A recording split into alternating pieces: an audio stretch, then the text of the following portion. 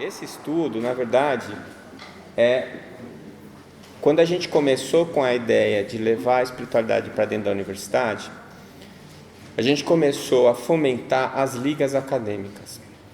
Então, é muito importante que a gente perceba a diferença entre uma liga acadêmica e o departamento acadêmico da AME.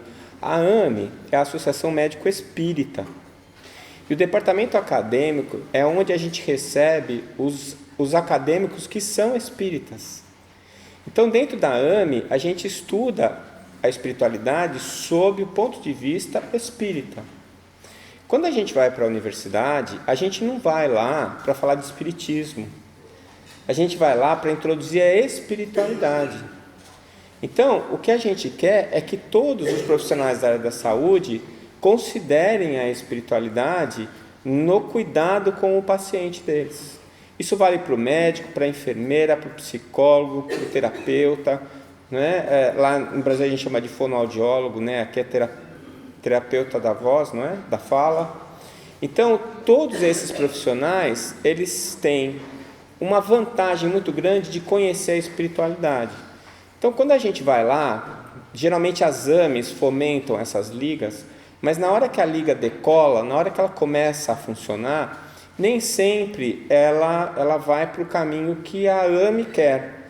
Então, por exemplo, eu ajudei a fundar 2 ligas lá em Campo Grande, onde eu estou morando. Uma na Universidade Federal do Mato Grosso do Sul e a outra na universidade particular onde eu dou aula, na Uniderp. Por incrível que pareça, a Federal, que eu não sou professor e tinha muito pouco contato, até hoje está indo muito bem. Né? Os acadêmicos que estão lidando com a liga, eles são espíritas ou então são muito próximos de nós.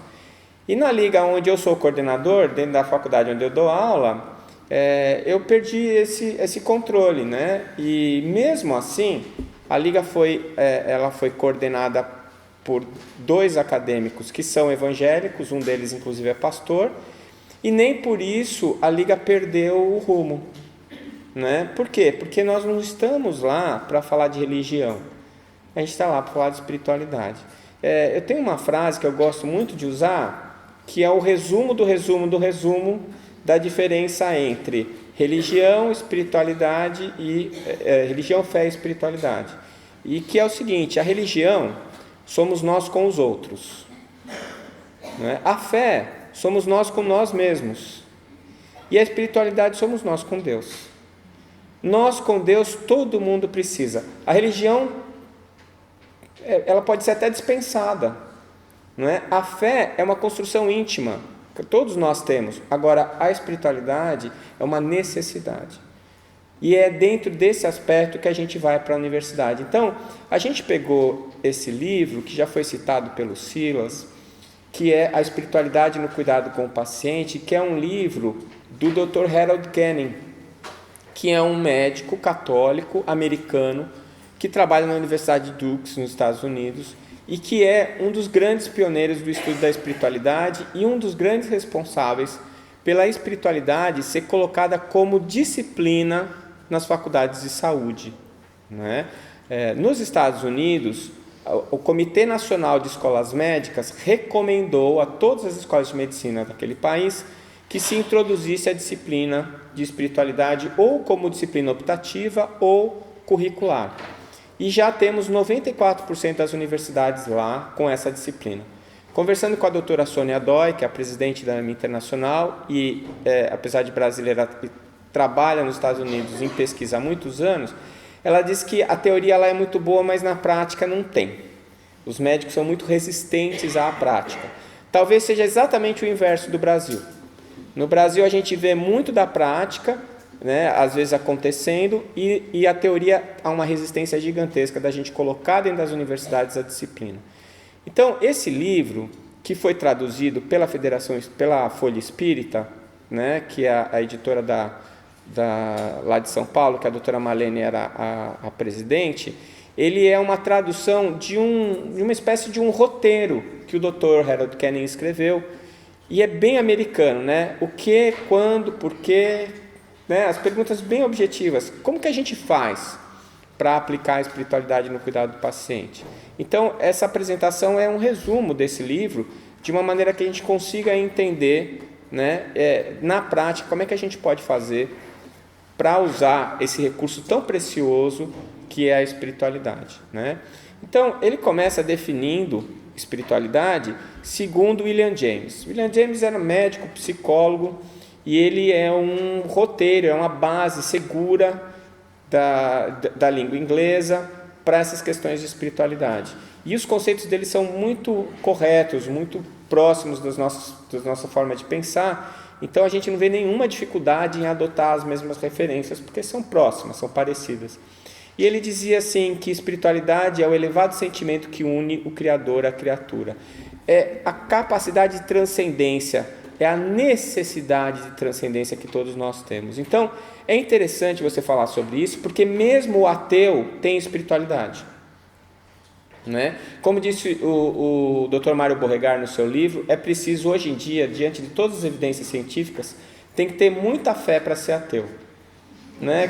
Você precisa acreditar demais que não existe nada para você poder levar adiante, porque as evidências são todas no outro sentido.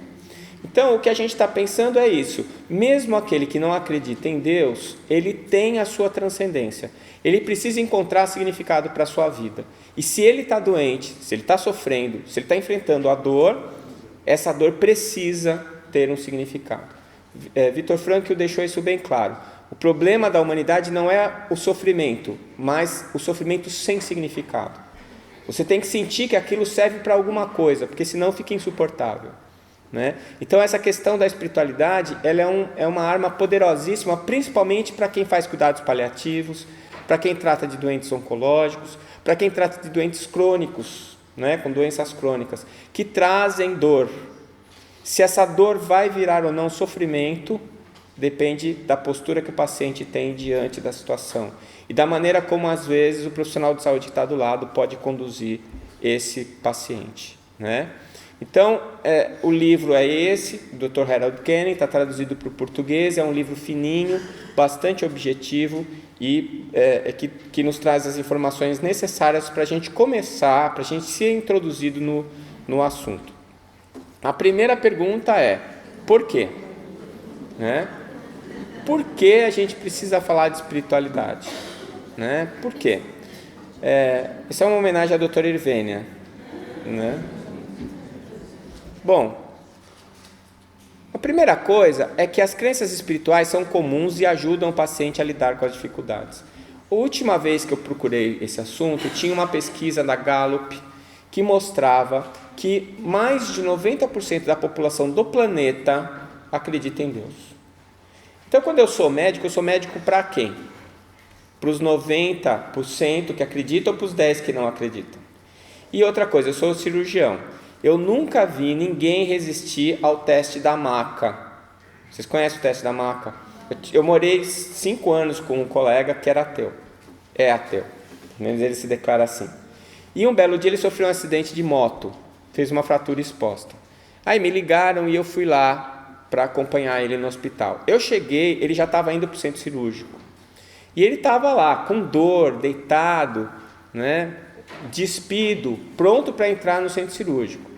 Eu não sei se alguém já passou por essa experiência ou se alguém já pensou em passar por isso, né? De repente você totalmente vulnerável, doente, preocupado com o que vai acontecer, nu, com um monte de gente que você não conhece te rodeando, prestes a ser anestesiado para sofrer uma cirurgia. E aí eu cheguei perto dele e falei, você está bem? Está tudo bem? Ele falou, não, tudo tranquilo, tudo tranquilo. Aí ficou um certo silêncio por alguns segundos e ele me pergunta assim, Décio, você sabe que eu não acredito em Deus, essa bobagem toda, né? Eu falei, sei, eu estou sabendo. Ele falou assim, eu sei também que você acredita bastante nisso. Acredito, eu acredito bastante. Assim, então vamos cobrir todas as possibilidades, dá uma rezada aí por mim. Esse é o teste da maca. Eu nunca vi ninguém passar por esse teste da maca, porque na hora que você está ali pensando que você talvez morra, é bom cobrir todas as possibilidades, não é? Então, essa é uma constante do paciente. E principalmente o paciente está apertado. Quando você está bem, que você sabe que você não tem nada, é bom você pousar de intelectual, né, e dizer que você não acredita em nada, que tudo é uma questão de ciência e tal. É mesmo uma questão de ciência, mas a ciência também mostra que Deus existe. A segunda coisa é que as crenças influenciam as decisões médicas.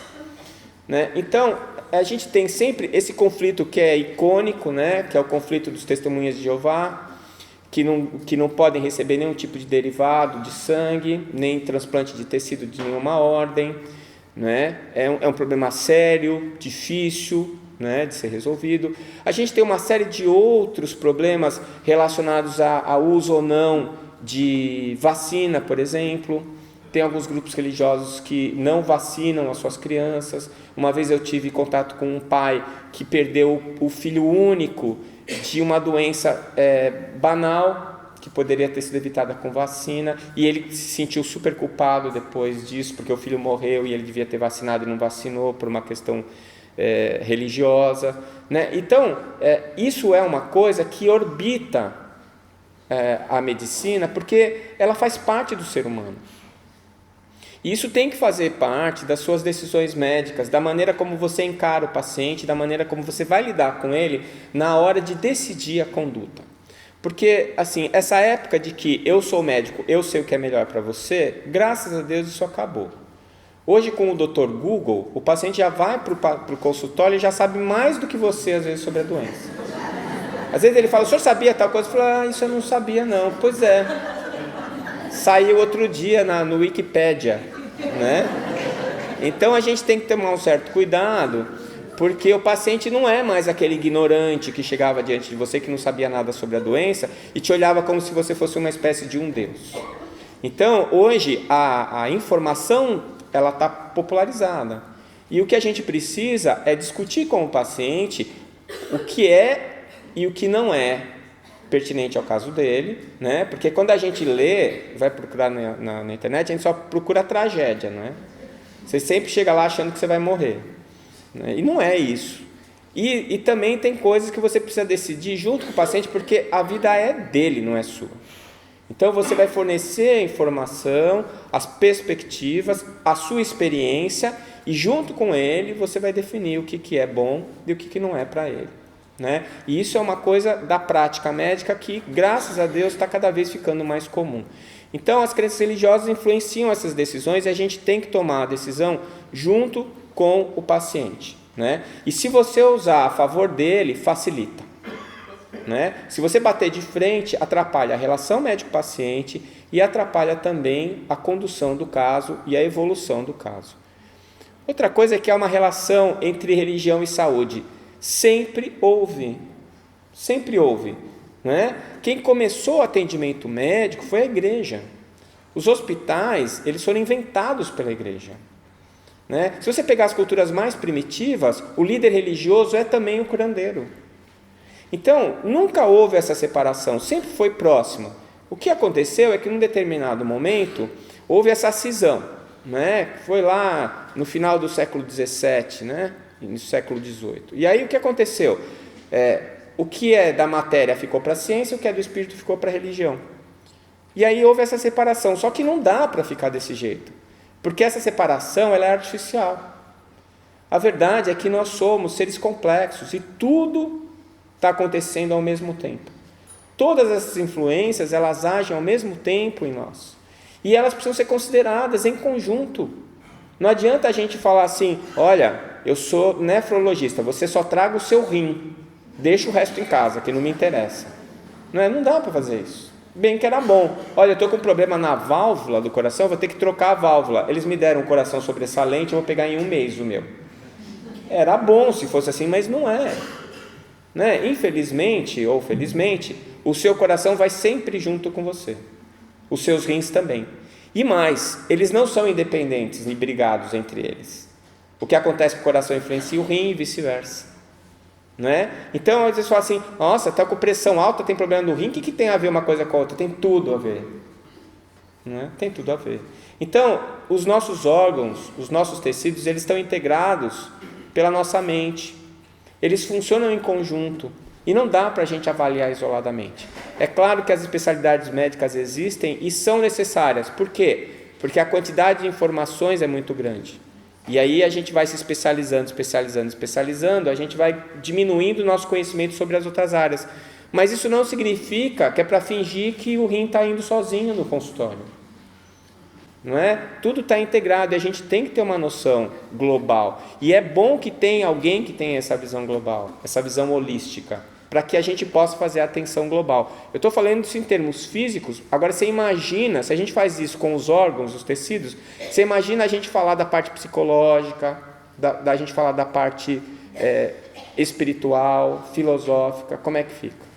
Né? Normalmente é assim no Brasil, o paciente chega com uma queixa, você faz a história, examina, não acha nada, aí você pede 59 exames complementares, tomografia, ressonância, exame disso, exame daquilo, aí vem tudo normal, você fala assim, olha, você não tem nada, vai procurar um psicólogo. Mas se não tem nada, vai procurar um psicólogo por quê? Não é? Psicólogo é quem atende quem não tem nada? Não, é porque a gente está acostumado a olhar o paciente só como se fosse um corpo físico, uma máquina. E a gente esquece que ele é uma pessoa, que tem emoções, que tem psiquismo. E aí quando você não vê nada no corpo físico, você fala, isso é frescura, vai no psicólogo. Se você não fizer o tratamento psicológico, vai acabar aparecendo alguma coisa física. Você fala, agora sim. Né? Agora você tem alguma coisa. Eu tive uma paciente, eu contei essa história ontem lá no centro, e é verdade mesmo. Ela apareceu a primeira vez lá no consultório dizendo assim, doutor, eu vim aqui porque eu acho que eu tenho câncer no estômago. Eu falei assim, nossa, a senhora sente alguma coisa? Ela falou, não. Tem alguém na sua família que tem câncer? Ela falou, não. E por que a senhora acha que tem câncer? Eu não acho, doutor, eu tenho certeza. Eu falei, nossa, tá bom. Pediu uma endoscopia, normal. Ela ficou frustrada quando eu disse. O senhor tem certeza? Olha, tenho, não tem nada aqui. Aí ela pegou, ficou me olhando, eu falei assim, faz o seguinte, volta o ano que vem, vamos ver. No outro ano ela voltou, olha doutor, eu ainda acho que eu vou ter um câncer, se eu não tiver, eu vou ter. E foi assim durante 5 anos. No 6º ano, a gente achou um câncer nela. E ela veio toda feliz, tá vendo? Eu disse. Eu quase falei assim para ela, parabéns, a senhora tem um câncer de estômago, meus parabéns. Dá o diploma para ela, né? Diploma, parabéns, você desenvolveu um câncer de estômago em tempo recorde, 5 anos. Então, essa questão é uma questão que está relacionada, né? O que eu penso, o que eu acho, a maneira como a gente lida com o paciente e as crenças dele. Então, essa relação também está muito ligada à questão do que a gente falou mais cedo, sobre a questão da culpa, da autoflagelação, né? Então, muitas vezes o paciente ele usa a doença como desculpa para o castigo que ele acha que ele merece. E aí você não cura esse doente nunca. Aliás, a gente não cura nunca ninguém, né? Mas você tem dificuldade de encontrar com ele um caminho para a cura ou para o alívio dos sintomas dele. Outro dado que o Dr. Kennan coloca é que muitos pacientes gostariam de falar sobre o assunto com seus médicos. Então, isso também ficou bastante interessante no trabalho que foi apresentado hoje lá na jornada acadêmica, que a gente pergunta para o paciente se ele quer falar sobre espiritualidade. E eles querem. Né? Mais de 80% dos pacientes querem que o médico pergunte sobre isso. Não é perguntar assim, sabe? Perguntar por perguntar, que é o que está acontecendo nos Estados Unidos, que a Sônia contou. Então, é assim, é obrigatório perguntar sobre espiritualidade. Então, eu fiz assim, você acredita em Deus? Acredito. Bom, e a sua dor como é que é mesmo? Então, não é isso. Quer dizer, a gente tem que ir um pouco mais longe para saber qual é o impacto que aquilo tem na vida dele, como é que eu posso usar, quais são as características que a espiritualidade que ele professa podem dar para mim, conseguir ajudar ele, virar isso a favor dele, né? E tirar às vezes isso que está jogando contra ele. Eu lembro que eu cuidei uma vez de um padre lá em Santos, que ele estava morrendo com câncer de estômago já avançado, com metástase e tudo mais. Sempre muito bonzinho, muito tranquilo. E no momento em que estava indo já para o desfecho do caso, ele deu uma deprimida. Eu achei que era aquela depressão natural das fases da morte, mas eu comecei a perceber que não era. Ele estava realmente triste. Não era aquela depressão introspectiva, de pensar sobre a vida. E aí eu tive uma conversa com ele e ele falou assim para mim, que apesar dele ter feito um esforço muito grande para ter sido uma boa pessoa, e ele ter dedicado a vida dele a Deus, ele sabia de muitas coisas erradas que ele tinha feito. E ele, nesse momento, ele estava com muita dúvida se ele ia merecer o céu ou o inferno. E isso estava trazendo uma angústia muito grande para ele. Né? E aí, na hora, eu acho que eu fui inspirado pelo Dr. Bezerra, né? naquela época eu nem conhecia o Dr. Bezerra, eu não sabia do espiritismo ainda, e eu falei para ele, mas qual é o Deus que o senhor acredita? É o Deus infinitamente bom e justo? Aí ele sorriu, os olhos dele brilharam, falou, claro, porque Deus é infinitamente bom e justo, é perfeito. Eu falei, bom, e esse Deus ia mandar o senhor para o inferno depois de tudo que o senhor fez? O senhor ter dedicado a sua vida à igreja dele? Então quem é que vai para o céu? Vai estar vazio lá no céu, não vai ter ninguém. Aí ele deu um sorriso, pegou na minha mão e me agradeceu. E ele voltou a ficar numa boa. Então, você veja, essa que é a tarefa da gente. Não é? Essa condução das dificuldades que vão aparecendo, usando as informações que você tem a respeito dele. Para mim foi fácil, porque a minha formação foi católica, a minha família é toda católica, então eu conheço a religião. Mas será que não é necessidade de ofício minha também conhecer o judaísmo, né? O islamismo? Será que a gente não precisa, para saber como é que funciona? Para eu poder usar essa instrução a favor do paciente. Então, já que a gente não tem isso no curso, eu pergunto para o paciente. Quando é um paciente que tem uma religião diferente da minha, eu pergunto para ele me explicar como ele encara a vida, o que ele acha, como é que ele acha que Deus age sobre a vida dele, o que ele pensa sobre a doença dele e a religião. E os pacientes querem isso.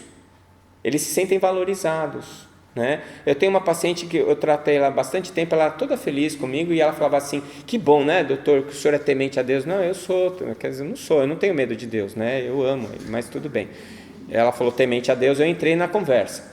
Aí ela falou assim, e qual é a igreja que o senhor frequenta? Que o senhor é evangélico, né? Ela achava que eu era evangélico. Eu falei assim, olha, eu não sou. Ela falou, mas o senhor tem religião? Eu falei, tenho. Qual é a sua religião? Eu sou espírita. Ela olhou para minha cara, pensou um minutinho e falou assim, tudo bem, não tem problema. Eu falei para ela, ainda bem. Mas a minha maneira de lidar com ela nunca foi uma maneira específica. Eu procurei usar o que eu sabia de espiritualidade. E ela se identificou comigo. A maneira que ela busca desenvolver a espiritualidade dela é através da igreja dela, da igreja evangélica. Então pronto, está valendo, né? Ainda bem que ela não soube antes, senão acho que ela não ia mais no consultório. Falar sobre religião com o paciente não é uma novidade, né? E não é mesmo. Isso é uma coisa assim, que o tecnicismo impôs. De você não poder mais falar com o doente sobre isso. Eu lembro uma vez que eu coloquei na mesa um paciente para operar que ele estava morrendo. Ele tinha uma peritonite, estava com a barriga aberta, peritoneostomia, estava muito mal. Mas aí eu fui passar a visita na UTI e ele falou assim para mim, doutor, eu estou apodrecendo vivo, eu estou cheirando mal. O senhor não pode fazer nada para me aliviar isso? Aí eu pensei, eu vou pôr ele na mesa e vou lavar. Vou lavar o abdômen, vou tirar o pus. Bom, quando eu cheguei com esse paciente no centro cirúrgico, no bloco, né, que vocês chamam aqui, quando eu cheguei no bloco, o anestesista ficou revoltado comigo. Ele falou, você está louco? Você vai operar cadáver? Eu falei, não, eu vou aliviar um incômodo do meu paciente. Ele me pediu e eu vou fazer. E nesse dia, foi a primeira e a única vez até hoje que eu fiz uma prece antes de começar. Porque ele estava tão angustiado, o paciente, eu peguei na mão dele, ele olhou para mim com uma cara assim, como quem está pedindo alguma coisa. Eu falei, você quer fazer uma prece? Ele falou, eu quero. E nós rezamos um Pai Nosso, juntos, eu e ele. Foi a coisa mais engraçada. O anestesista dava risada, olhava para baixo, fazia que não com a cabeça. Né? A circulante que estava junto com a gente parou para rezar com a gente. O interno, ele ficou assim, porque eu era chefe dele, ele não podia fazer nada, ele ficou... O que eu faço? Eu rezo, tenho que rezar, eu rezo com ele, não rezo, né? Ele ficou naquela, só pensando no diploma dele, né? Como é que eu vou fazer? Então foi engraçado, porque ninguém sabia reagir à prece. E devia ser uma coisa corriqueira antes de operar, né? Então, você vê como a gente lida muito mal com esse assunto ainda hoje, né? Bom, por quê? Quais são os outros motivos? 96% dos americanos acreditam em Deus. A gente se acha muito espiritualizado lá no Brasil, mas a nossa porcentagem é menor que a dos americanos. Talvez porque o brasileiro seja mais metido e tem vergonha de dizer que acredita em Deus. Mas é menor que a dos americanos, mas é alta, é mais de 85%. Então, se 96% acreditam em Deus, como é que eu vou lidar com esses 96%? Né? Usando isso a favor deles. Negligenciar o aspecto espiritual é como ignorar o ambiente social ou o estado psicológico. Isso é como o Dr. Kennan coloca. Eu acho que é pior do que. É pior, porque a questão espiritual ela é muito mais forte, muito mais influente na saúde do doente do que os outros aspectos, né? Não negligenciando os outros aspectos, mas no grau de força de influência que isso vai ter sobre o meu paciente. A religiosidade pode dar significado à dor, trazendo resignação e tolerância. Então isso também é aquilo que a gente estava falando.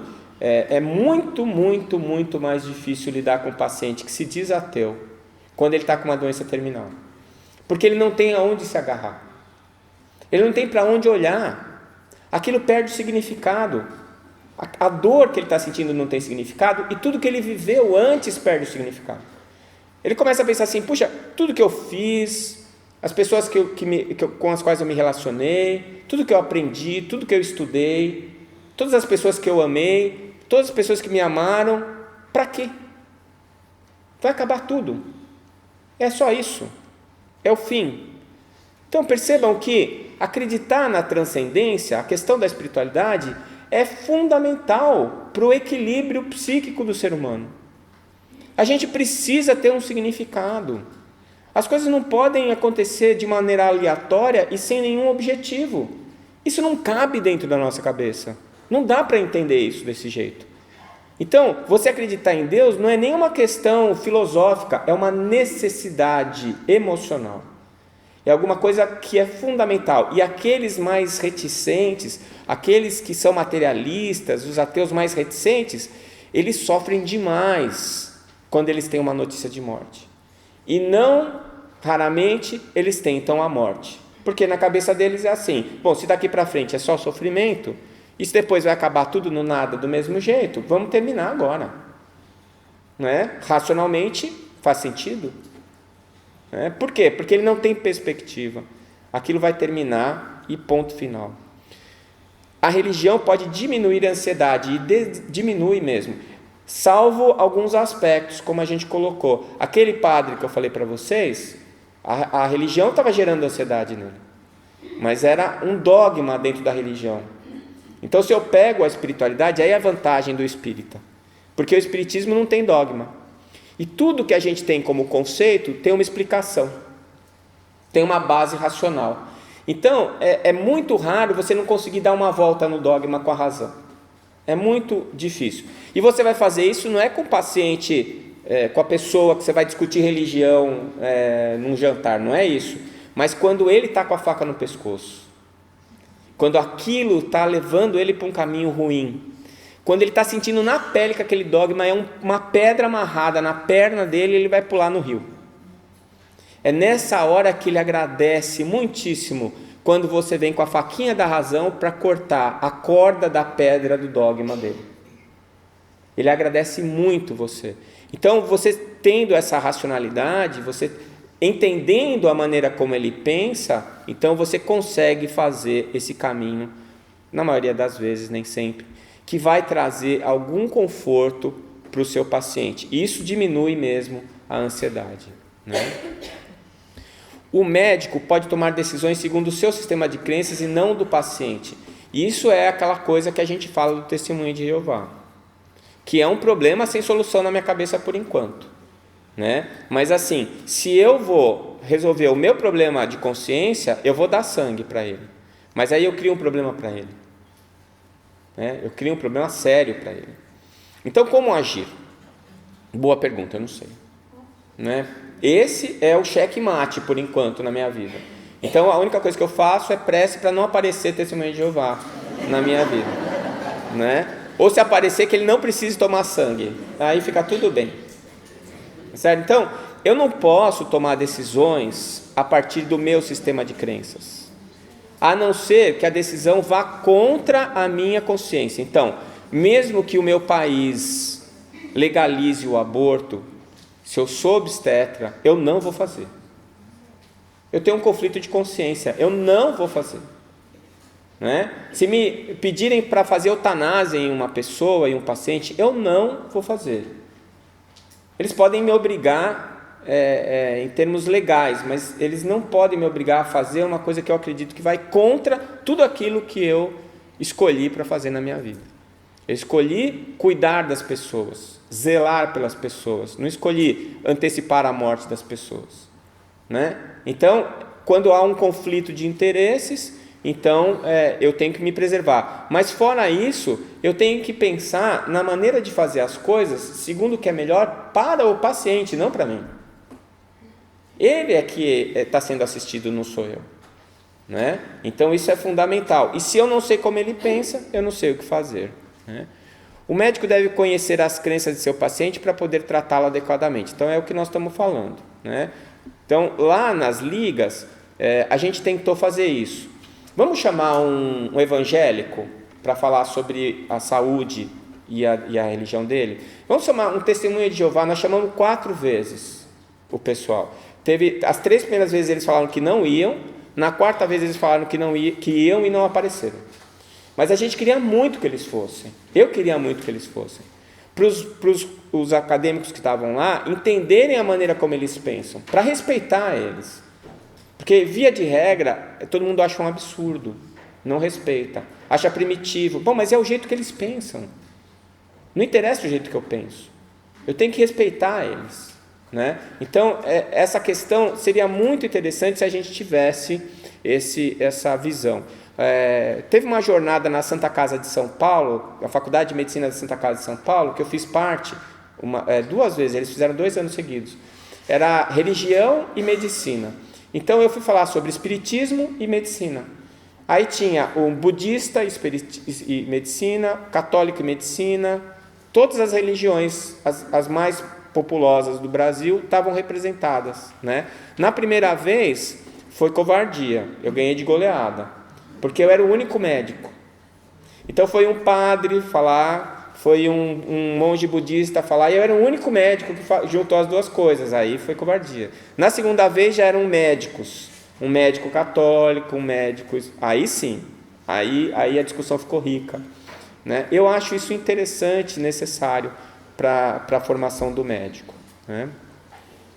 Outro aspecto é que no século XX, pelo menos 1.200 estudos relacionaram saúde e espiritualidade.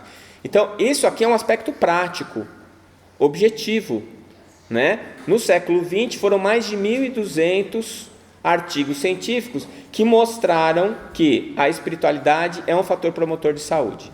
A maioria encontrou uma correlação significante e positiva.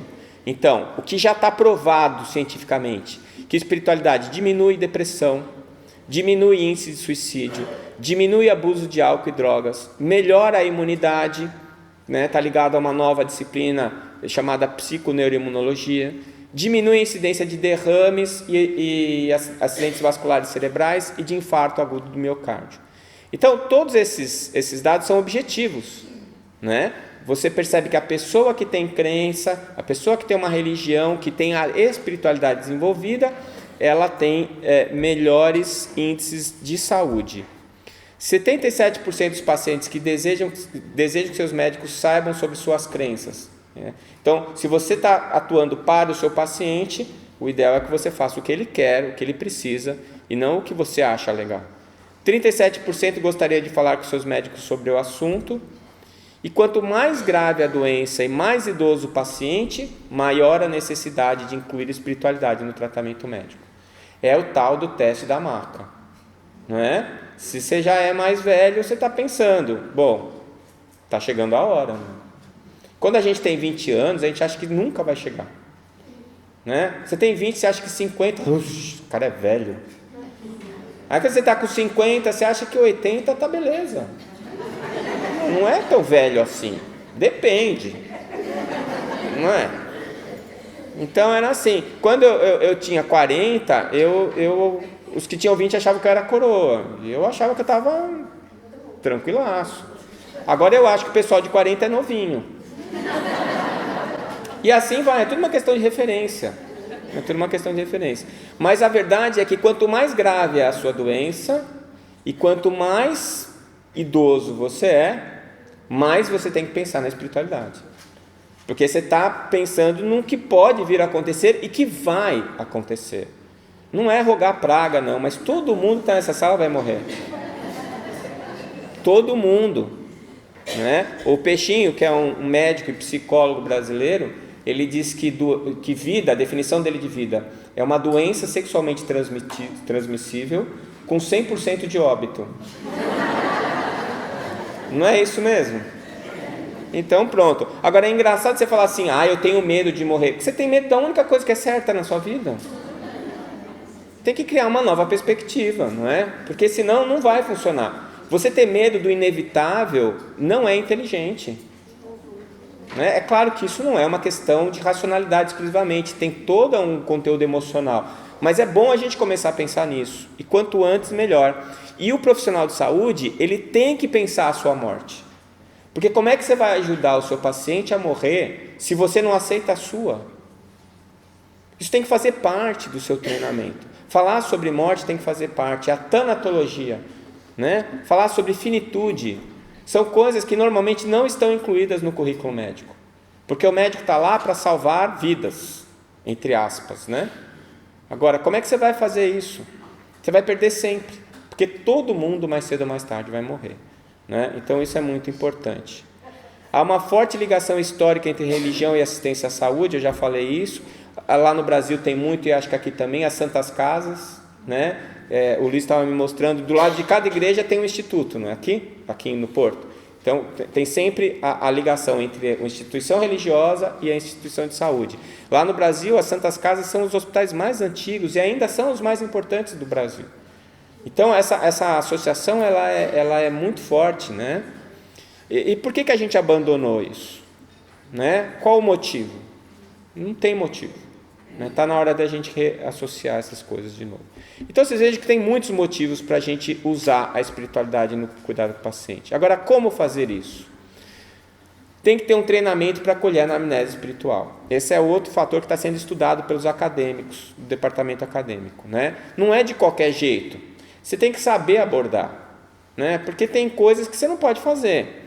Então assim, não, eu sou médico espírita, eu sou um cara espiritualizado, eu acho isso importante. Aí eu estou lá no pronto-socorro, sou cirurgião, o cara chegou lá com uma apendicite aguda. Aí o paciente chega e fala, olha, eu sou o Dr. Décio, vou te operar. Vamos fazer uma prece? O cara vai pensar, bom, vou morrer. Já era, não dá, acabou. Né? Falar, doutor, é muito grave então? É tão grave assim? Não, está tudo bem. Então o senhor está rezando por quê? Não, porque às vezes não dá certo, vamos rezar que é bom. Então, definitivamente, o pronto-socorro não é um bom lugar para você falar de espiritualidade, né? Tem horas que não precisa disso. Eu falo muitas vezes assim, às vezes vai o paciente no consultório, eu faço gastroenterologia. O paciente chega lá com dor no estômago. Aí eu vou tirar uma história, bom, o cara foi comemorar que ele vai casar e encheu a cara, tomou um monte de bebida alcoólica e no outro dia acordou com dor de estômago. Bom, fez gastrite alcoólica. Eu não preciso saber sobre a vida espiritual dele, é só dar um omeprazol que ele vai ficar bom. E fica, né? Então tem situações e situações, eu não preciso dar uma complexidade para tudo. Agora aquele paciente que faz 5 anos que está com dor de estômago, faz 5 anos que ele toma um monte de remédio e não resolveu, não vai resolver, a causa do problema dele é outra, né? Geralmente eu faço a proposta, como é o nome da sua gastrite? Ou é o nome do marido, o nome da esposa, o nome do patrão, né? O nome do gerente do banco. Tem um nome aquela gastrite, alguma coisa que faz ele ter dor de estômago, e ele precisa resolver isso daí, porque o omeprazol está agindo no fim do processo, não no começo. Aí é diferente. Então, mesmo diante de uma gastrite, que teoricamente é a mesma doença, eu tenho abordagens diferentes, porque eu tenho que conversar com o paciente, saber o que está acontecendo. Então, é muito importante que se tenha uma maneira certa de abordar o paciente, um treinamento para a anamnese espiritual. E isso é uma coisa que a gente tem tentado fomentar nas ligas acadêmicas, né? Fazer com que haja um treinamento para os acadêmicos, os alunos, aprenderem a tirar a anamnese espiritual. Encaminhamento, quando necessário, para um capelão ou agente pastoral. Então, você é médico, você não é padre, você não é pastor, né? Então, tem situações em que é muito importante que haja alguém que possa fazer essa referência para você. Quando o hospital tem capelão, você chama o capelão e se ele for um bom capelão, ele resolve, né? Então, no hospital universitário lá na Universidade Federal de Minas do Mato Grosso do Sul, tem lá um capelão que ele é um pastor evangélico, mas ele é muito competente. Então é assim, ele aborda o paciente, ele vê as necessidades e quando ele pode suprir as necessidades, ele supre. Quando não, ele chama alguém, ele já tem as referências dele. Ele tem um padre que ajuda ele tem um pai de santo que ajuda ele tem o pessoal do centro espírita que ajuda ele. Então ele identifica e chama para fazer o atendimento espiritual, né? Tem um colega nosso do Espírito Santo, Zé Roberto, que ele é intensivista. E uma vez ele abordando o paciente dele, o paciente falou assim que estava se sentindo muito mal e realmente estava evoluindo mal. E o José Roberto começou a abordar a questão espiritual com ele e ele falou que ele era um bandista e que ele achava que ele precisava de um banho de pipoca. O Zé Roberto não sabia que tinha isso, banho de pipoca. Aí o que ele fez? Ele chamou um amigo dele que conheciam o pessoal da Umbanda. Eles falaram, não, realmente tem e tal. Ele, como é que é? Não, é um banho de pipoca, leva a pipoca, joga a pipoca em cima dele, faz uma prece lá. Bom, ele conversou com a enfermeira, chamou a família do paciente e eles foram lá e deram um banho de pipoca nele, ele melhorou. Os parâmetros dele melhoraram, no dia seguinte ele estava se sentindo bem, né? Então é muito importante que você preserve e respeite aquilo que o paciente está pedindo para você, né? E não custa nada, um banhozinho de pipoca não faz mal para ninguém. Apoiar e encorajar as crenças religiosas do paciente. Então, isso também é legal. Por quê? Porque às vezes eu acabo de fazer a consulta e falo assim, o senhor acredita em Deus? Ah, eu acredito. Geralmente eles arregalam o olho. O médico falando de Deus, né? Eles arregalam o olho. Aí eu falo assim, olha, era bom que a senhora procurasse, né, alguém. Eu tive uma história uma vez de uma mãe que levou um rapaz para consultar comigo e ele estava assim, visivelmente obsediado. Visivelmente, não dava nem para discutir o diagnóstico, sabe? Ele podia ter um monte de outras coisas, mas ele estava obsediado. E aquilo me incomodando, e eu falando, como é que eu vou abordar? E eles eram evangélicos. Como é que eu vou abordar isso? Tal? Aí, chegou no final da consulta, eu falei assim para a mãe, vocês são bem religiosos? Somos sim. Vocês têm a igreja que vocês frequentam, qual que é? Ela falou lá um nome que eu não sabia qual que é. E o pastor de lá é bom? É bom. Aí eu falei, ele tira a capeta do corpo? Ela olhou para minha cara e falou assim, o senhor acredita nisso, doutor? Eu falei, acredito. Ele tira? Ela falou, tira, leva o seu filho lá, ele está precisando. E ele fez a desobsessão lá, o pastor fez. O moleque melhorou. Não é? Então, é tudo uma questão de diagnóstico. O rótulo não me interessa. Eu não estou preocupado com a camiseta que você usa, se for garrafa de Coca-Cola, se tiver suco de laranja dentro, não é porque a garrafa é de Coca-Cola que o suco de laranja vira Coca-Cola, continua suco de laranja. Então o meu interesse é saber o que tem dentro, para eu poder atuar de acordo com o conteúdo.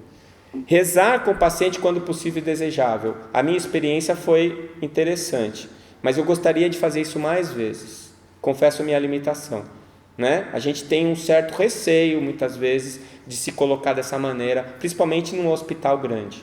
Apesar que todo mundo, eu sou figura carimbada lá, todo mundo sabe o que eu sou, que eu falo de espiritualidade, que eu escrevo livro, então seria até mais fácil para mim isso, né? O paciente vai no meu consultório e já sabe quem que ele vai procurar lá. Então eu não tenho muito problema com isso, mas mesmo assim eu ainda acho que eu rezo pouco com os meus pacientes, né? E o contato com as comunidades religiosas que eu acho importante. Isso é uma coisa que o capelão faz muito bem por nós e facilita bastante. E quando, né? Bom, na anamnese inicial, na hora que eu estou tirando uma história, tranquilamente, com o paciente, do mesmo jeito que eu perguntei se o intestino dele funciona todo dia, que eu perguntei se ele toma café, se ele fuma, eu pergunto, o senhor acredita em Deus? O senhor é ligado a alguma religião? Qual é a sua frequência? É importante isso para o senhor? O senhor gostaria que isso tivesse incluído no seu tratamento? Faça uma anamnese espiritual que dura 5 minutinhos. Então é um momento ideal esse daí da anamnese espiritual. Durante uma visita de rotina, aquele paciente que foi internado, que fez uma cirurgia de urgência, que você está passando visita no outro dia, e que você percebe que ele está inseguro, que ele está com medo, que ele não está acostumado naquele ambiente, não custa nada você pegar na mão dele e falar assim, olha, você está estressado porque, né, você não acredita em Deus? Pensa positivo, abre uma janelinha e deixa que o resto vem. É só você se mostrar receptivo. O resto vem, e vem fácil. E os doentes ficam muito, muito gratos com isso. Eles agradecem demais quando você dá essa oportunidade. Sempre que se tem que tomar uma decisão médica que pode ser influenciada por uma crença religiosa, é obrigatório você chegar, chamar o paciente e a família, sentar junto e discutir o assunto. Porque aquilo não é uma decisão sua como médico. É a decisão dele, a vida é dele. A família participa porque a família adoece junto com o paciente. Então todo mundo tem que estar junto. Eu sempre falo para os meus pacientes, quando tem doença grave, a gente tem que formar um time. O time sou eu, você e a sua família. Se faltar um dos três, nós vamos ficar desfalcados. Precisa estar os três na conversa. É que tem algumas famílias que são tão desorganizadas que é complexo, é difícil, mas com o tempo você vai pegando o traquejo. Você vê o mais organizadinho ali e fala assim, olha, é muita gente, eu vou eleger você, eu só vou conversar com você. Aí fala para o resto, olha, eu só vou conversar com ele, tá? Vocês conversam com ele, ele conversa comigo. Às vezes é necessário isso, porque cada um fala uma coisa, né? E isso daí gera uma certa tranquilidade da família, a confiança dela em você. E aí você pode intermediar o trabalho com o paciente. Então é muito importante quando a gente pensa nisso, né? E o que esperar? O que eu posso esperar quando eu uso a espiritualidade em favor do meu paciente? Melhor condição para lidar com o problema, isso é fundamental. Primeiro que gera confiança, né? Gera tranquilidade do paciente em relação a você, melhora a relação médico-paciente, porque o paciente se sente grato por você respeitar a maneira como ele pensa, principalmente hoje em dia que a gente tem essa visão de que o médico é o cara frio, distante, que não pensa nisso, né? Então o paciente olha e fala assim, não, esse médico é legal, ele acredita em Deus, esse cara é do bem, né? Então gera um outro canal de comunicação.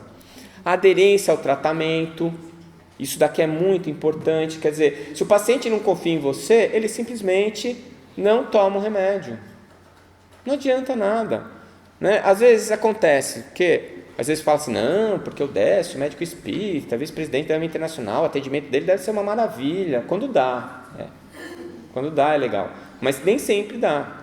E às vezes você está naquela correria e aí você percebe que você atendeu o paciente muito rápido. Outro dia eu atendi um monte de paciente, era de 10 em 10 minutos.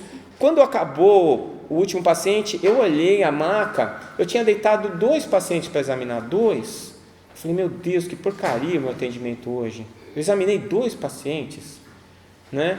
Aí depois eu vejo o resultado. Quando eles voltam assim, e aí, você melhorou? Não mudou nada.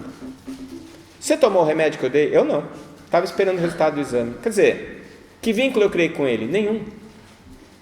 No começo eu ficava com raiva do paciente. Eu falava assim, poxa, o cara não tomou o remédio. Depois eu comecei a ver que a culpa era minha. Claro que ele não tomou o remédio. Eu nem olhei na cara dele direito, não examinei. Como é que ele vai confiar em mim? Não é? Então a culpa é minha. Então, como a gente consegue fazer esse vínculo, o tratamento ele vai melhor e o paciente adere ao tratamento. Ele começa a acreditar no que você está propondo para ele. E mesmo quando você erra, dá certo. Você errou o diagnóstico, deu o remédio errado e ele voltou se sentindo bem. Né? Por quê? Efeito placebo. Porque você errou no diagnóstico, mas você acertou na relação médico-paciente. E aí vai bem. Né? E ele sempre responde melhor ao tratamento quando criou o vínculo adequado. Quantas e quantas vezes o paciente foi lá, já tomou omeprazol, lansoprazol, rabemprazol, esomeprazol, tudoprazol. Aí eu falo assim, o que eu vou dar para esse cara? Aí eu dou uma marca que ele nunca tomou, é o mesmo remédio. Você fala, esse aqui é bom. Doutor, que remédio é esse? Porque agora tem o doutor Google, eles sabem, né? Eu falei, não, o sal é o mesmo que você já tomou, mas essa marca aqui é melhor que a outra. Você não sabe, esse laboratório aqui faz um remédio mais forte que o outro, esse aqui é bom. E o paciente volta na outra vez, olha doutor, esse realmente é bom. O primeiro copinho que eu tomei, fiquei bom. Falei, graças a Deus, penso comigo, né? E ao doutor Bezerra de Menezes. Por quê? Porque o paciente saiu acreditando no que eu estava falando para ele. Ele saiu e falou, esse cara prestou atenção em mim, ele ouviu o que eu tinha para dizer, ele me examinou, ele vai acertar comigo. Né? E aí, o que você der, funciona. E os benefícios para o médico? Bom, você se sente útil. Não é? Eu não sei, os colegas que estão aqui na sala, tem dia que você trabalha o dia inteiro, você volta para casa, parece que você não fez nada. Nada de produtivo, nada de útil. Você entrou, fez isso, fez aquilo, às vezes você operou até, e você sai pensando assim, bom, o que eu fiz qualquer um fazia. Não fiz diferença para ninguém hoje.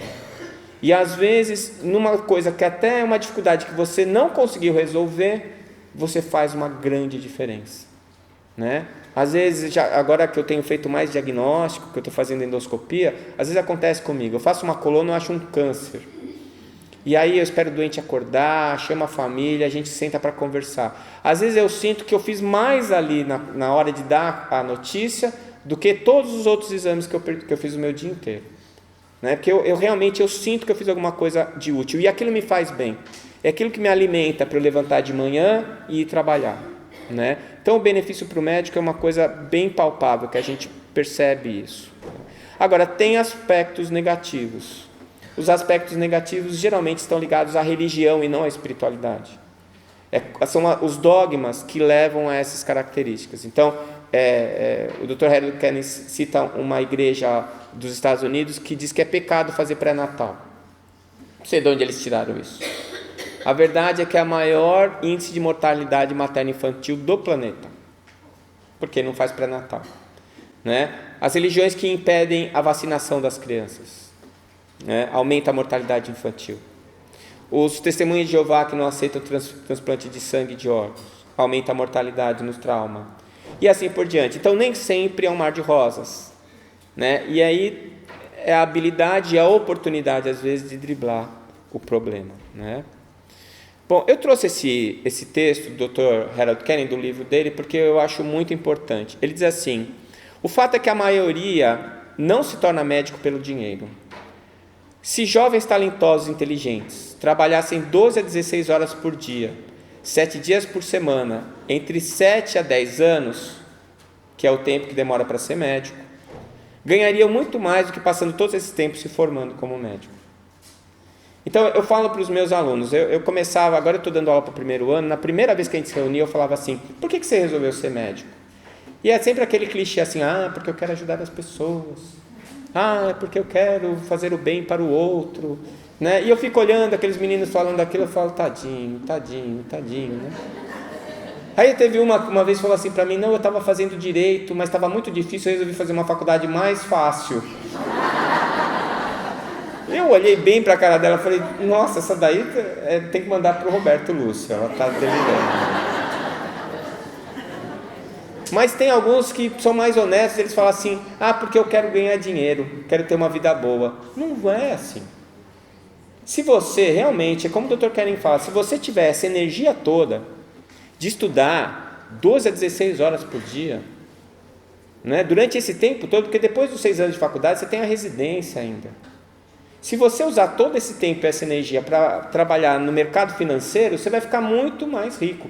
E se você não fizer nada, a faculdade onde eu dou aula custa R$9.000 por mês, a mensalidade. R$9.000 por mês. Se eles colocarem esses R$9.000 na aplicação financeira, durante 6 anos, eles já têm um pé de meia para levar a vida.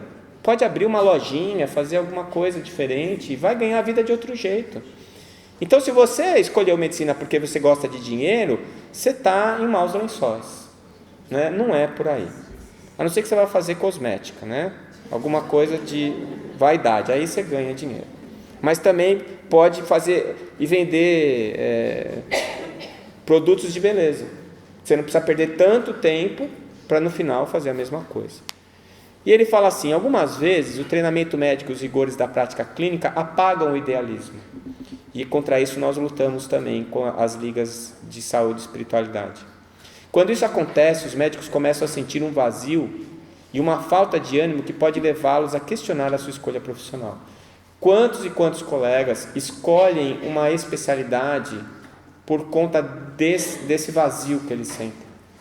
Quantos e quantos colegas desistem da medicina e vão ser burocratas, vão trabalhar em laboratório, em empresa, porque eles ficam desiludidos com a profissão, né? Por quê? Porque eles não conseguem achar esse retorno que levou eles para a faculdade, ou se não levou, que manteve eles na faculdade durante os 6 anos, que fez com que eles aguentassem o tranco até o final, né? Então, essas declarações do Dr. Kenny são muito importantes e eu gosto de mostrar isso para os meus alunos, para que eles reavaliem os motivos pelos quais eles escolheram a profissão. E os aspectos negativos são a alienação. Isso acontece no espiritismo, infelizmente, né? Você prescreve o tratamento e o paciente fala assim: olha, eu fui na reunião mediúnica, e como eu sou espírita, eu ouço muito isso. Eu fui na reunião mediúnica e o orientador espiritual falou que eu não preciso operar porque eu estou bom já, eu fui curado. Olha, não é assim que funciona. Você pode estar curado perispiriticamente, mas o corpo ainda está doente, precisa do tratamento, né? E espírito que é elevado, ele nunca diz o que você tem que fazer. Ele nunca vai invadir o seu livre-arbítrio. Então, se algum espírito falar para você: olha, pode separar que é melhor para você, não separa, larga o emprego, pega o emprego, isso daí é coisa de tarô, de vidente, não é coisa de espiritismo. Então, se o espírito realmente é evoluído, ele jamais vai interferir no seu livre-arbítrio. Quando a gente estava decidindo se ia ou não mudar de Santos para Campo Grande, eu cansei de pedir para a espiritualidade para dar uma dica. Eu falei assim: doutor Bezerra, manda uma psicografiazinha para dar uma dica se é para a gente ir ou não. E nada. Aí a gente decidiu que ia mudar mesmo. No dia em que eu pedi demissão do meu emprego público, em que não tinha mais volta, mudança, ele mandou a carta. Isso só me fez pensar que era mesmo dele. E o que ele dizia? Coragem, meu filho, porque terminou o seu período de aprendizado, agora é que você vai trabalhar. E eu achava que estava ralando. E falou mais: vão ser 6 meses de muita dificuldade, mas depois disso tudo vai se ajeitar. E nos primeiros 6 meses tudo parecia que estava virando do avesso na nossa vida. E cadê a minha fé? Quem lembrava da psicografia do Dr. Bezerra? Eu não é? E no dia que a gente conseguiu comprar a nossa casa e que as coisas se ajeitaram e que deu tudo certo, ele mandou a última mensagem: o dinheiro que a gente tinha pego da venda do nosso apartamento em Santos, mais os juros que tinha dado da aplicação financeira que nós entramos, deu até os centavos igual ao da casa que a gente estava comprando. Até os centavos. Só faltou embaixo assim: do humilíssimo Bezerra de Menezes. E PS, eu te avisei, meu filho. Então, a gente não pode se alienar, a gente não pode depositar no outro, nos espíritos. A gente não confia em quem a gente está vendo, vai confiar em quem não está vendo. Não é? Quando vem alguém dizer que recebeu o Dr. Bezerra de Menezes, dá para ver o crachá do Dr. Bezerra? O CPF dele? Não dá. Então não é assim que a gente tem que seguir. A gente tem que seguir com os nossos pés, pedindo auxílio, e aí eles dão. Então a alienação nunca é uma boa coisa e está muito ligada à questão religiosa. Sentimento de culpa, castigo divino, a gente já falou disso hoje de manhã, isso é muito importante. E sugestão de que a falta de saúde corresponde à falta de fé. Você está pagando porque você não acredita, né? Isso tudo é a versão negativa da religiosidade e da espiritualidade. A substituição do tratamento médico pelo espiritual são complementares, eles não são excludentes, né? E os conflitos entre o tratamento e os conceitos religiosos, que a gente já falou aí. Quais seriam os limites e as barreiras? Bom, não se pode estabelecer um conjunto de regras rígidas, um procedimento padrão, porque cada um é um. Mesmo você pegar 2 espíritas, eles são diferentes entre eles, 2 católicos, 2 evangélicos, cada pessoa é de um jeito, o impacto é diferente, a maneira de ver é diferente. Então você vai ter que fazer o diagnóstico para cada paciente. Algumas vezes é necessário correr riscos, seguir a intuição, como por exemplo, arriscar de falar para a paciente: na sua igreja o padre tira a capeta do corpo. Eu me arrisquei, deu certo. Mas eu estava tão angustiado que acho que os espíritos estavam falando: fala logo, Décio, fala logo. Aí saiu. Depois que saiu, aí só Deus sabe, né? Mas funcionou. E eu agradeci depois, né? Aliás, é uma coisa legal. Eu ganhei dos acadêmicos uma vez um Evangelho segundo o Espiritismo pequenininho. E eu ponho em cima da minha mesa. Quando eu consigo abrir antes de começar a atender, é uma maravilha. É uma maravilha. E às vezes eu esqueço, é uma tragédia. Teve um dia que foi uma mulher que ia fazer colonoscopia, porque ela disse que o vizinho dela fez uma macumba que entrou pelo ânus e ela queria tirar com a colonoscopia. Quando eu consegui me livrar dessa mulher, entrou um casal e eles começaram a discutir, porque ela falava uma coisa e ele falava outra. Ele falava assim, eu não sinto dor. Ela falava, sente sim. Aí eles começaram a se bater, um dá murro no outro, e eu falava assim, o que eu faço agora, né? Então você vê, aí depois entrou um terceiro que falava que tinha uns serizinhos que injetavam substâncias pútridas no sangue dele. Em surto psicótico, tudo no mesmo dia. Aí eu só olhava para o evangelho assim, tá bom, da próxima vez eu vou fazer. Na próxima eu vou fazer. Né? Porque ajuda muito. Se você estiver conectado com a espiritualidade, eles te ajudam muito. Né? Eu falava que era para bipar o anjo da guarda. Né? Manda um recadinho, um SMS para o anjo da guarda, quando o negócio está pegando, que ele manda a resposta de volta. Manda mesmo. Né? E o envolvimento com o paciente, a cumplicidade. Isso é a questão da formação da relação médico-paciente saudável. E cogitar a presença de religiosos e profissionais, a gente já falou sobre isso. Tá? Promover reflexão e não impor ideias. Então, muitas vezes é legal você falar sobre isso. Né? Você fala assim, mas será que isso não pode ser isso? Né? O meu curso de psicologia médica não me ensinou nada de psicologia. Era bom a gente ter esse feedback com os psicólogos, porque eles sabem fazer muito bem isso. Às vezes fazer o parto de uma ideia, de um sentimento, né? É legal às vezes na anamnese a gente ter essa habilidade. E cuidado com a contratransferência, as resistências pessoais, que podem causar problemas sérios. E o médico deve estar preparado, equilibrado para prestar esse tipo de assistência. Então tem que fazer parte do nosso tratamento, da nossa formação, do nosso treinamento. Então, o que a gente tem a dizer é que esse homem, o Dr. Harold Kennedy, ajudou muito a medicina. Ajudou muito mesmo. A primeira vez que a doutora Marlene levou ele para o Brasil foi no MEDNESP. Quando ele acabou a exposição dele, a gente ouvia as pessoas falando assim, que bobagem trazer esse americano lá dos Estados Unidos para falar o que a gente já sabe. Realmente a gente já sabe. Mas qual foi o mérito dele? De colocar isso dentro da medicina. Ele mostrou isso cientificamente. Né? Ele demonstrou a importância da espiritualidade na saúde humana a ponto do Comitê Nacional de Escolas de Medicina dos Estados Unidos recomendar a disciplina nos cursos de medicina de lá. Né? E estimulou o desenvolvimento de práticas mais humanas, porque é inevitável você falar de espiritualidade e aproximar o paciente de você, né? Das suas necessidades, das necessidades dele, ser mais humano, mais próximo dele. Né? E avançar na visão do paciente como ser integral, que é o grande objetivo das AMES. Isso é só um começo. Né? A gente ainda precisa descobrir como é que a espiritualidade modifica a saúde, em termos fisiológicos, que é uma coisa que eu discuto no livro Da Alma ao Corpo Físico. Se é possível ajudar quem não tem fé. Será que prece intercessória ajuda? Eu rezar pelo outro, mesmo que o outro não acredite? Então, essas coisas todas têm sido pesquisadas e a gente precisa de mais informações para poder usar esses fatores. Existem tratamentos complementares espiritualistas eficientes? Já posso dizer que existem. Né? Quais são os que funcionam? Quais que não funcionam? O que eu posso recomendar para os meus pacientes e o que não devo recomendar? Não é necessário modificar o modelo de formação médica? Do jeito que está, não dá para ficar. Agora, o que eu tenho percebido é que quem vai fazer essa modificação, ela é de fora para dentro, não é de dentro para fora.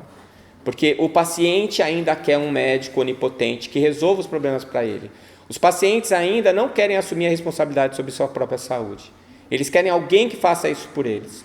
E, obviamente, essa sociedade vai gerar uma faculdade de medicina que forme médicos achando que são capazes de fazer isso. Né? Como meu pai dizia, toda vez que nasce um sádico, no mesma hora, no mesmo dia, nasce um masoquista. A gente age em dupla. Né? São sempre em dupla. Então, não dá, a gente tem que quebrar esse ciclo vicioso. E a própria sociedade vai fazer isso. E nós, da Associação Médico Espírita, temos buscado fazer esse movimento. Né? O conteúdo que foi trazido por André Luiz, através da psicografia do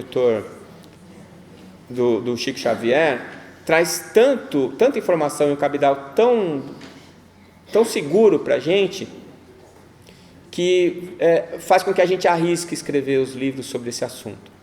Né? E o Dr. Bezerra, que é o grande orientador desse trabalho, ele recrutou aqui neste planeta a doutora Marlene Nobre para implantar, para cristalizar o que ele já avisou a ela na época que ele apareceu para ela, para recrutá-la, que seria uma coisa que já existia no coração de Jesus e que precisaria ser cristalizada na Terra, que era a Associação Médico Espírita.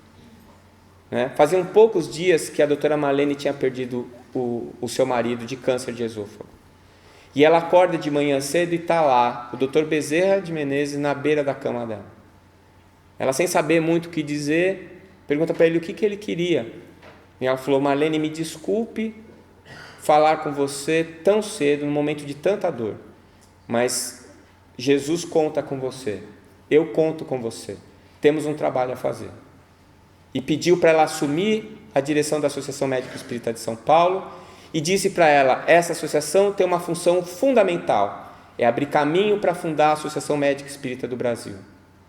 E quando fundou a Associação Médico Espírita do Brasil, ela está digitando uma palestra no computador dela, aparece Leon Denis. E ela, sem saber direito o que dizer, pergunta para ele: professor, o que o senhor quer de mim? Que você vá para a Europa, Marlene. E ela falou assim: mas professor, ninguém me convidou, o que eu vou fazer lá? Ele falou assim para ela: você precisa de convite, Marlene.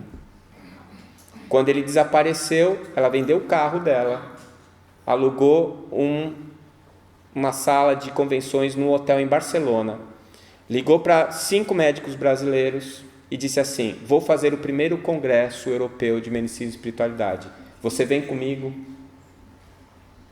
E nós viemos. Foi em 2003.